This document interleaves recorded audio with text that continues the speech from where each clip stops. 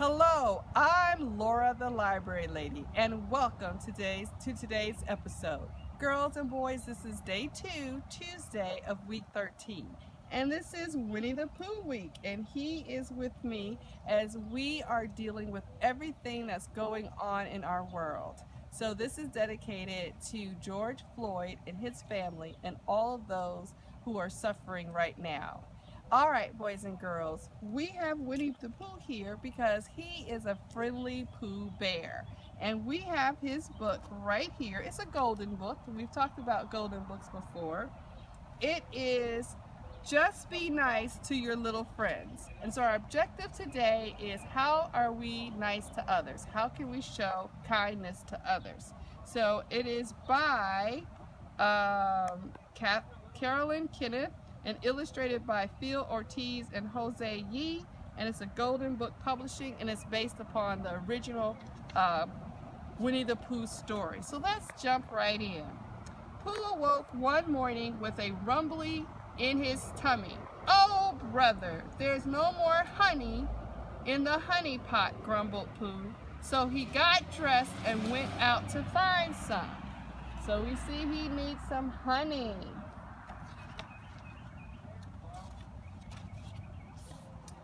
Looking up in a tree, Pooh saw a big beehive dripping with honey. "That would be yummy in my tummy," he thought. Pooh quickly climbed up to get the honey, and crash! Pooh and the beehive came tumbling down. Mmm, Pooh said as he ate all the honey, but the bees looked very unhappy indeed. Now, who is Pooh thinking about right now? He's just thinking about his tummy. He's not thinking about the bumblebees. In another part of the 100-acre wood, Trigger and Roo were busy catching butterflies. I love butterflies, boys and girls. "We're going to have the bestest butterfly collection ever," Tigger said. But the butterflies looked very unhappy indeed.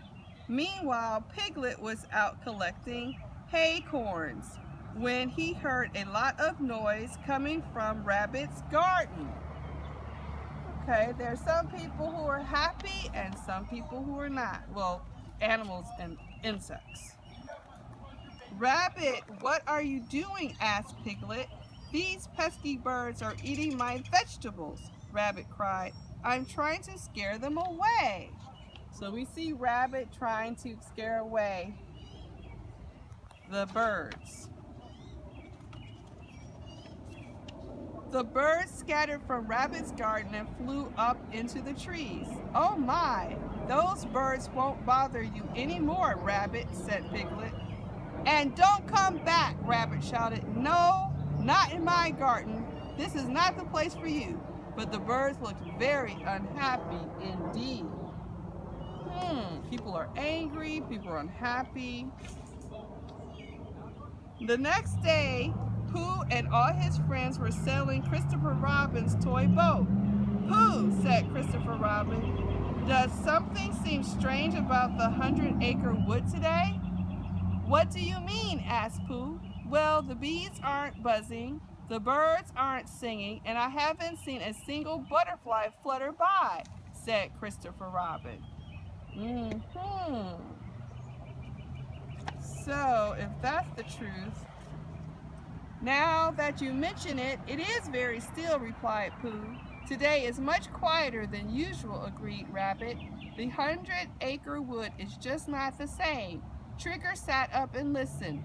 "Buddy boy, you've got a point," he said.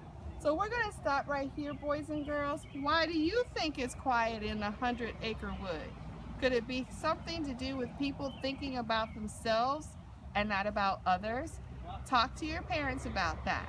All right, boys and girls, I will see you tomorrow, and we'll see Pooh tomorrow too. So Pooh, be good. All right, boys and girls, bye.